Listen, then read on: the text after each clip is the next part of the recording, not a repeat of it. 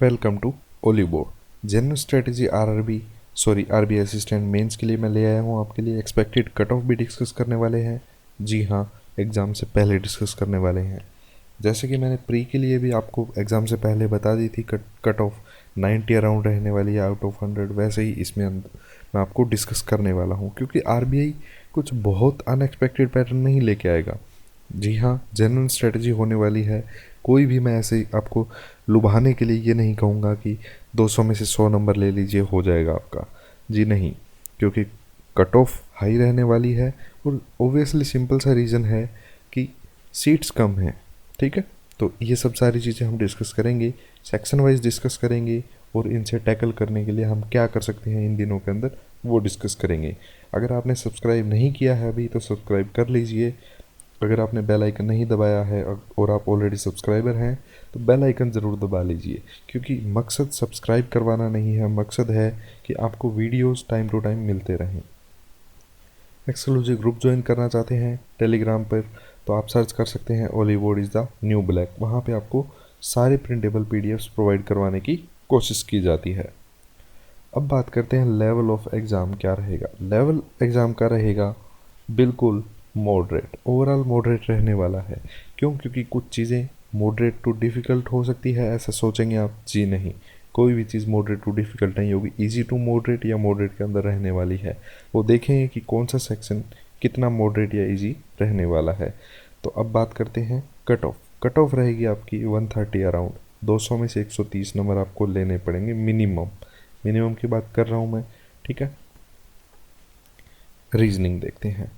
कम से कम टाइम में मैं इस वीडियो को आपके सामने लेके आया हूँ ताकि, क्योंकि जो चीज़ें मैं 10 मिनट से कम टाइम में बता सकता हूँ उसके लिए क्यों 30-30 मिनट के लेक्चर्स लिए जाएं। आपका टाइम भी बचेगा, हमारा टाइम भी बचेगा। तो रीजनिंग लेवल की बात करते हैं। रीजनिंग का लेवल इजी टू मॉडरेट रहने वाला है, कोई नया पैटर्न नहीं मिलेगा आपको। स्कोर करने की कोशिश कीजिए 30 out of 40 because you have ample time. 30 cross आराम से कर सकते हैं आप। 10 कौन से बचेंगे? वो पजल्स जो ब्लड रिलेशन बेस्ड होंगी, आप उनको स्किप कर सकते हैं, कोई दिक्कत नहीं है। लेकिन हाँ, पजल्स बाकी होंगी, वो सारी लेंथी दिखेंगी, बट आपको करना पड़ेगा, आपके पास कोई चॉइस नहीं है। क्यों? क्योंकि अगर 30 करने हैं तो पजल्स तो अटैम्प्ट करनी पड़ेगी। कोई सिलेक्टिव आप 1 या 2 छोड़ सकते हैं, लेकिन ऐसे नहीं ना कि पजल्स छोड़ देंगे, नहीं। पजल्स में सेलेक्टिव आपको जो छोड़ना चाहते हैं वो छोड़ सकते हैं। मॉडरेट, इजी टू मॉडरेट रहने वाला है पेपर। अब बात करते हैं क्वांट की। क्वांट का लेवल इजी होगा बट लेंथी होने वाला है। आपको 30 इसी में स्कोर करने हैं, 30 और स्कोर किए भी जा सकते हैं। ऐसे नहीं कि मेरा तो मैथ वीक है, अगर आप सोच के बैठ गए फिर तो भाई पेपर भी मत देने जाइए। क्योंकि अगर आपको लगता है मैथ वीक है तो आरबीआई इतना आसान, मतलब इतना कोई ये नहीं है कि आप जाके आएंगे ये पेपर दे के और आपको मैथ आता नहीं है फिर भी पेपर निकल जाएगा। अगर आपके दिमाग में ये वहम है कि मेरे को मैथ नहीं आता है तो छोड़ दीजिए, घर बैठ जाइए ना। क्यों बिना कम किराया लगाते हैं वहाँ तक जाने का? दिमाग में रखना है, मुझे नहीं आता तो क्या हुआ, मैं मेरा 100% दूंगा या दूंगी। ठीक है, दिमाग में नहीं रखना। क्योंकि कोई तो क्या पता कोई ऐसा दिन हो जिसमें 40 आउट ऑफ, मतलब 30 आउट ऑफ 40 आप ले पाए। तो आपको अर्थमेटिक पोर्शन में स्ट्रॉन्ग रखना होगा अपना। डबल डीआईज डेफिनेटली होने वाली है वहाँ पे, ठीक है। 1 से 2 कैसलेट आपको वहाँ पे मिलने वाले हैं, लेकिन ऐसे नहीं होगा कि कोई फनल डीआई दे देगा, टनल डीआई दे देगा। कुछ ऐसा S B P O mains जैसा नहीं देखने को मिलेगा आपको, I V S P O mains जैसा मैथ नहीं मिलेगा, आसान मिलेगा। बिल्कुल सिंपल सिंपल क्वेश्चंस होने वाले हैं। इंग्लिश का लेवल बहुत ईजी होगा, मतलब जिसको जिसको इंग्लिश बेसिक्स रूल्स पता हैं, क्योंकि ग्रामर बेस्ड इसमें आने वाली है आपकी पूरी, ठीक है। वो बिल्कुल अंडरस्टैंडिंग बेस्ड होगी।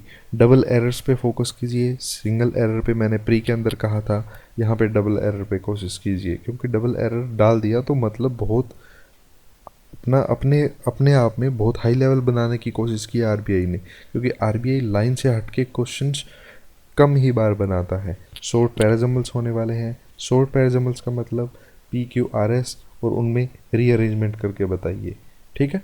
और आर सी ईजी होगा, बिल्कुल ईजी होगा, लेकिन हाँ प्री की तरह स्टोरी बेस्ड नहीं होगा। ये दिमाग में मत सोच के जाइएगा कि प्री में जैसे स्टोरी बेस्ड आया था वो यहाँ भी आ जाएगा। कंप्यूटर नॉलेज, कंप्यूटर नॉलेज के लिए आपको आर्यन की बुक और ओलिवोर्स कंप्यूटर बोर्ड फॉलो करना पड़ेगा। अगर आपने इतना कर लिया, इन दोनों में से एक चीज़ भी कर ली, तो कहीं भी आपके स्कोर नहीं कटेंगे, ये मैं आपको गारंटी देता हूँ।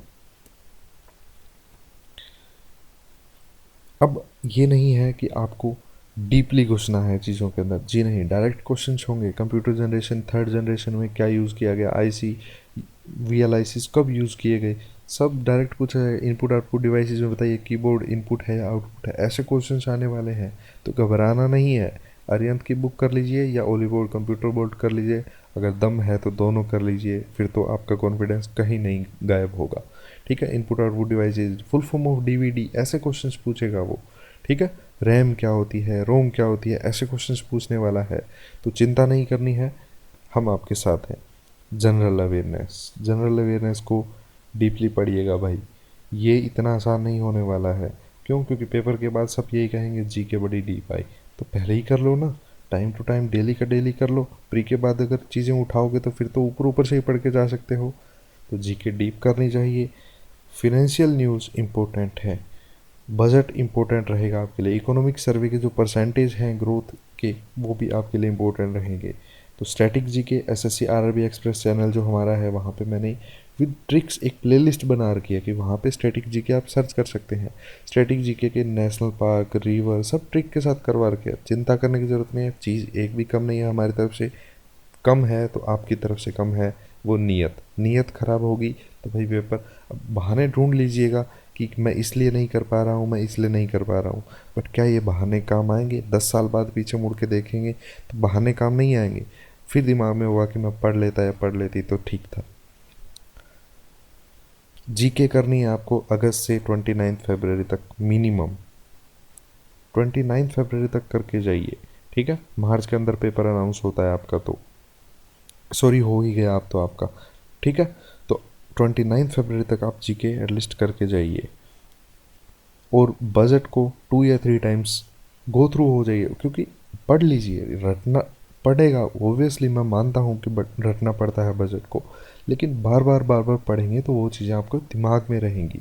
ठीक है, और जीके के लिए आपको क्या करना है, अगर आप सारे मॉक्स नहीं अटैम्प्ट कर पा रहे हैं आरबीआई के, आपको लगता है कि टाइम नहीं है उनका एनालिसिस के लिए, तो सबको सबमिट कर दीजिए, और जितने भी क्वेश्चंस हैं जीके के एटलीस्ट वो सारे याद कर लीजिए। हर पेपर के अंदर 40-40 क्वेश्चन है, 10 मॉक टेस्ट है आपके, 2 या 3 मॉक आप कर पाएंगे पेपर तक, अगर कर पाएँ अच्छे दिल से तो बहुत अच्छी बात है।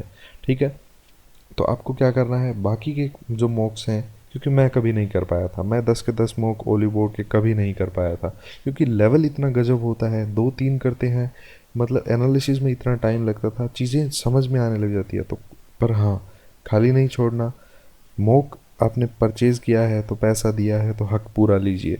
आपने क्या करना है, बाकी के मॉक्स को जल्दी जल्दी सबमिट कर दीजिए, और जीके वाले सारे क्वेश्चन रिवाइज ज़रूर कर लीजिए। ठीक है, क्योंकि ये चीज़ काम आने वाली है। यही थी हमारी तरफ से आज आपके लिए ये वीडियो। अगर आपको वीडियो पसंद आई है तो लाइक कीजिए, शेयर कीजिए अपने सीरियस दोस्तों के साथ जो डिजर्व करते हैं जॉब लगना। सब्सक्राइब करके बेल आइकन दबा लीजिए अगर आपको वीडियो में कुछ खास लगा हो तो। Thank you so much.